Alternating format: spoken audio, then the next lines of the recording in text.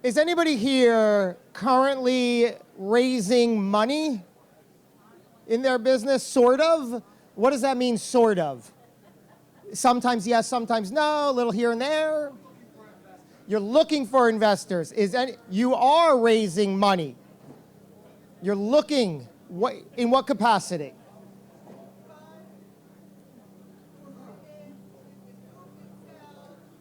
I love that. I love that idea. And that's what we're here for. Is there anybody here who knows that that's a possibility, but is deliberately saying, I am not going to raise money. I'm going to do this the other way? You are. What's the attitude for you?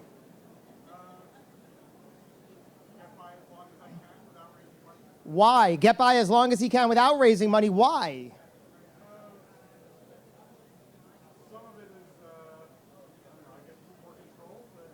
More control, avoid some headaches. Well, you're gonna love this next panel, which is called, it's a good old-fashioned debate, VC or V-me. We're gonna hear from both sides of the argument. Let's bring up Maxwell Ryan, who is not VC funded, and Tom Wisniewski from Newark Venture Partners to moderate the panel, with Super Coffee founder and CEO virtually joining us. It's Jim DeSico. Let's bring you guys up and have this debate. Raising money or not raising money? Exciting. All right, thanks. Take it away. Thanks. He set it up, I think, a bit, but I'll set it up maybe just a little bit differently. I'm up here because I'm a venture capital investor. I was thinking about this last night. I think I've been involved with 200 or close to 200 financings, a bunch I've done for my own companies, a bunch I've invested in companies. Probably the most would be helping entrepreneurs raising money, and again, doing that. And you kind of get a sense of all the different sides of it and what's good and what's easy and what's not, and different paths that are there and the different ways that can happen. And I think that's what we're going to try and get into in a moment with this discussion. When they asked you guys who's raising money, I would maybe phrase it a slightly different way. It's like, who's trying to grow? And you better all put up your hands, because it'd be kind of stupid, right? You want to grow, right? Growth requires a lot of things, right, in order to get that right. But we're trying to grow. We're trying to survive all those things. Capital is just a part of that. It is a means to an end, right, to getting there. It's a key means to an end. But different paths for different companies. Why not? That's what we're kind of hoping to get into today. So what I'm going to do up front is sort of introduce a little bit, let them say something about their company, and then we're going to talk about that path that they've taken. It's a little different for each company. In this case, maybe very different. So Jimmy is joining us from Austin, Texas. Jimmy, why don't you give 15, 20 seconds on your company so these guys are aware. Your product is all over the place here, but do that. And then maybe back up and just talk about the journey of the company and then fundraising stops along the way so people can get an idea. Sounds good. Thanks, Tom. Max, good to see you, brother. I only see you two guys, so I'm assuming there's a full audience. Otherwise, this would be awkward. We're good. There's actual people there. What's up, everybody? Good to see you guys. Well, my name is Jimmy. I am the oldest brother and CEO of a product called Super Coffee. Started Super Coffee 6 years ago with my two younger brothers. We were all college athletes, and we were tired. We didn't want to drink the sugary Starbucks Frappuccino. Rather than something that gave us energy, that felt like it slowed us down. So we created coffee that tasted good, was good for us, and gave us energy. Today, we're based in Austin, Texas, 120 full-time employees. We are the third largest bottled coffee in the U.S. behind Starbucks and Dunkin' Donuts. We have raised $185 million over the last 6 years through our Series C. We closed the Series C round this summer. That was our biggest round of financing. In the early days, we were raising convertible notes from, we like to say, friends, family, and fools. Pretty much anybody who would stroke a check and believe in our mission. We closed our Series A in 2018, Series B in 2020, and then our Series C in 2021. So every step of the journey, from first-time angel investors to sophisticated strategic investors and private equity. And Okay. Shark Tank, right? Yeah. Shark Shark Tank, Tank yes. as well. Shark Tank as well. He's a Shark Tank star. That's right. We went on Shark Tank, but we didn't do a deal, which actually turned out to be a good thing. I think it's often the case, right? The good companies don't need That's the right. deal. But thanks. I'm going to get back to some questions to you about some of those fundraising steps. Max, why don't you kind of give the audience here your story, and then maybe at what points were you maybe thinking about fundraising, or did it not make sense, or 'cause I'm sure it wasn't a decision you made definitively at the beginting. But talk us through All that. right, so Your it was company. a very, very different path, and I started the company by myself in 2004. It was a straight-ahead blog based in New York, and it started to grow. And I had 3 freelance employees, and we were at 400,000 monthly readers. And I'm working by myself, sort of in a empty loft in Tribeca, and I get an email from IAC across the river. It says, "We'd like to buy your company." And I called my brother right away because he went to business school. I said, "If someone wants to buy the company, what do I do?" He said, "Well, you got to take a meeting." So we went and had a meeting. And long story short, I got in the summer of 2007-8 into a bidding war, and I was, to be honest, really excited to sell the company at the time, give my freelancers what I thought were real jobs with benefits, and we could grow and go off into a glorious future. The market fell apart in September, Tuesday of September 2008, and the deal was called off. But I was already at a place in the deal where it was starting to feel like handcuffs, and it was feeling not so good, but you're so far along you almost can't get out. So that is how we dodged a bullet. After that, to be honest, you couldn't raise money in digital media for years, and so we just had to grow. We had to bootstrap. It was not necessarily a plan, it was survival, and it was what we did. But I will say now that we're 17 years old, we've never raised a penny. I've had to dig out twice. In the early days, I had to borrow money from my dad. Looking back, it wasn't that much, but at the time it scared the crap out of me. Paid him back. And then we were able to get through another bump about 3 years ago, and we are now about a $36 million revenue company. We always make money, except for those 2 moments over 17 years. We have to. It's the only way we can defend against a downturn. And so we try to keep our EBITDA pretty healthy, between 10 and 20%. Last year was a fabulous year, thanks to the pandemic. We were up to about 30%. Now, looking back, I wouldn't do it any other way. But as I talked about, because Jimmy and I had this conversation yesterday, it wasn't that clear in the beginning, but I'm here to say it's possible. Yeah, I mean, you're making money, man. I can't even talk to you as a VC, right? That's totally, totally wrong. Making money? It's obviously part and parcel of the path. A great thing to do as a business, but a different way to run things. Jimmy, talk about those early days when you were fundraising. Because a lot of people here are probably more in touch with that part. When you were, thinking about raising, what was it like? How did you find the people? How much time did it take? Give us some sense of what that was like. Is he? Uh-oh. We're back, baby. Sorry about that. Computer is frozen, but the phone is here. All right. Did you hear my question? I did not. I was frozen. So the early days of that fundraising journey, a lot of people out here are on that early side of things. What was it like to raise those first angel checks? How much time did it take? Give us some sort of sense of that. Give these guys some sense of that. What was it like? Yeah. So for context, we'd never done this before. We were all college family, and we didn't have relationships with investors, and we didn't really know any investors. But we knew that we needed cash to buy bottles and a delivery van and things like that. So at a Whole Foods, we knew the first thing we had to do was sell product in order to build a business. And at that table, my brother Jake went to Georgetown. He was wearing a Georgetown G on his sweatshirt, and an alumni comes up to him and says, "Hey, I went to Georgetown. How can I help you guys? Love the product." And he said, "Well, sir, we're raising money, and we don't know anybody. It'd be great if you could make some introductions for us." Turns out the guy was a lawyer in D.C., and the next couple of weeks, he had us sitting in front of his clients who ended up writing a check into the business. And that's the story of how we got started. We called it creating our own luck. we would raise a series of convertible notes. Every we'd raise one to say, we started with $100,000, we turn it into revenue.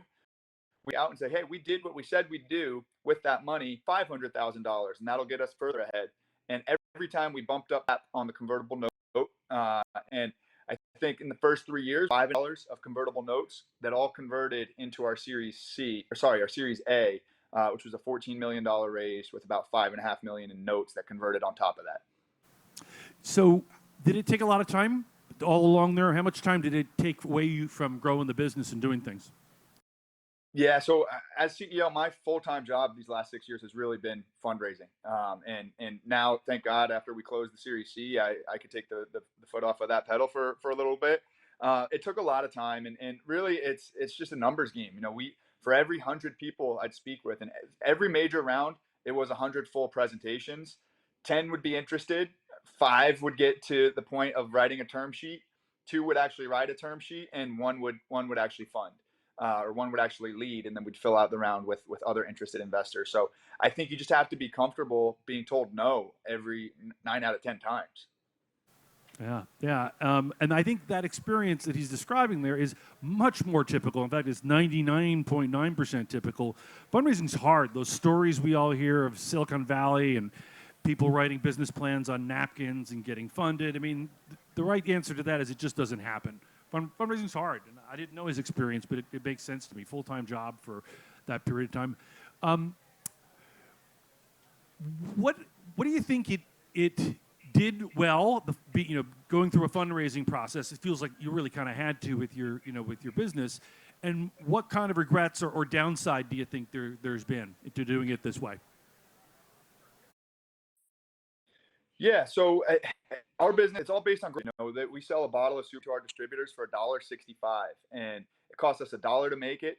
That means we have 65 cents to pay for everything else. So we knew we needed investment capital to get started. And I mean, we kept it super lean. My brothers and I didn't pay ourselves for the first few years. So we needed investors to fuel that growth and to grow quickly. I think there is a route where beverage brands can grow without raising too much external capital, but it's going to happen a lot more slowly and on a lot smaller scale. So I think the pros are it's allowed us to grow very fast. And I talked about it yesterday with Max when we first met, is years of growth and learning and experience, 5 years at hyperfuel from investors. The cons are it's dilutive. You know, there was a point in time where my brothers and I each owned 33% of Super Coffee. But back then it was 100% of nothing, you know, and now today we own about 20%. So call it 7% each or 6% each of a $500 million company. And I think that those are the trade-offs. You know, we're willing to give up equity ownership in exchange for growing at something bigger than we could have on our own. So other side of that, Max, kind of contrast that to your experience in terms of how it's been different to not have to have investors or other people at the table. What's different? Well, I would say two big differences. One is when you're in New York, I will say, a friend of mine that I work with said last week, you know, you're a builder. You want to build something over time. And that was very much my hope and my goal in the very beginning. That said, when you live in the New York City area, there are a lot of investors. And there's a lot of people, and there's a lot of entrepreneurs, and people that I was surrounded by coming up were all taking on investment because they wanted to get to a certain place and sell and then do it again. And that was never my, to be honest, it's not my strength. But at the same time, working in digital media, unlike Jimmy's business, we had no additional cost for more page views served. So the media business online is a very different business, and we were able to grow slowly and ramp up our audience without requiring a lot of additional capital. So I do think when we were talking about this yesterday, you really have to look at the type of business you've got to see which route you can take. We were very lucky in being able just to grow, but also that we could incrementally grow without needing to ramp up at any one point in time. The other thing is the digital media business is completely disruptive. It has changed. It changes every year. It's changed every year for the last 17 years. So a lot of folks in my category who took on investment had to do that with investors by saying, we know we have the answer, we have the secret to the digital web, we're going to place a big bet. And they raised the money and they went out. And I would say 7 times out of 10, that bet failed. And then you're sort of up a creek because the web shifted and it changed. So Facebook changed their algorithms or video popped up and then video declined. So I will say in our business, growing a little more slowly has allowed us to troubleshoot and avoid some major potholes. And again, investors probably wouldn't have wanted us to grow as slowly as we had. We're 17 years old and we're in a good place now, but that's a long time. So is your goal now to grow 10x? I'm here to sell today. I want to sell today. What would define success then for the next 4 or 5 years? So 5 years? This is where it's problematic. I was a school teacher for 7 years. I taught elementary school before I did this. So I got into it from a very different perspective. My heroes in the design world, we run a design site, a home cooking site, and a kids and parents site. My hope was to build something of value over time that would be helpful and have a long life. And I thought, my brother who went to business school, he said, the big lesson he learned in business school is if you solve someone's real problem, you have a real business and you can do that for years and years and years. So we try to solve problems, and I love the business model of Crate and Barrel, the couple that started that after the Second World War and ran it for many, many, many, many years. I like Room and Board. It's still owned by the founder. I like IKEA. It's still owned by the founding family. So I have my heart is there, but truth is, we have to survive, and it's sort of like, this is where Jimmy and I are similar. If the playing field changes or opportunities change, we will have to move differently. But my hope is long-term, growing the business. We have 135 employees. They're happy, they're well-paid, and I think we're building something that's valuable, even if you just look at that part. So, Jimmy, before you talk about kind of where you're headed, one of the things that happens in venture capital, and I want to get his perspective on this, is, there's all this work that goes into raising, and you succeed, and now you have money in order to do things, but there are some other outs. There are some other, downsides, quote unquote, or challenges at that point. We talked about this yesterday. If you've just taken money from investors, what is how would you define like what they're looking for, right, at that point? What's the challenge now for you? These guys have just invested, $100 million, right? What would meet their expectations? Yeah. And a lot of times when somebody's stroking a check like that, or even smaller Series A leads, it's going to come with a lot of restrictive rights, right? A first refusal, liquidation preferences where they make 3 times their money back before anybody else makes a penny out, and things like that are pretty restrictive and protective of the investor and the LPs in the fund. Thankfully for us, that wasn't the case in Series C. In this $100 million round, we're faced with a new kind of pressure, and that is we have to grow. If these people invested in us to make a significant return, and as the numbers get bigger, it becomes harder and harder and more difficult to deliver that type of growth and return. So I think the cost to us is self-interest. It's a lot of personal sacrifice. It's a lot of power. There's a lot of responsibility that my brothers and I carry. It's a burden that we carry, and I think Max and I were chatting about this yesterday. Like 100% of my net worth is in the business. Today we're still taking very modest salaries. This is an all or nothing play. Super Coffee either works and it's a big success, or it doesn't. It goes to zero, right? And I think that's a certain pressure where we don't control our own destiny in that regard. Meaning, like if we run out of this cash, we either have to raise again or sell the company. So I think just more pressures come with raising that type of cash and having a fiduciary responsibility to the investors. Challenge, I don't know if it's the case for his situation given his investors, but you get to Series A and you get a $8 million round done, and that investor who invested $8 million, or group investors that say a $20 million valuation or 20 something, say that the post was 30, they're not happy unless you 10x that for them. There is no success of growing a little bit and maybe getting 80% larger. That's a failure as far as your investors are concerned. So the pressure ends up being really, really high in order to deliver. Now, that's a great challenge, but the thing you may not realize is you're going to go through that, big workload in fundraising, great moment when you close the deal, and then just the bar just moves, distinctly kind of higher.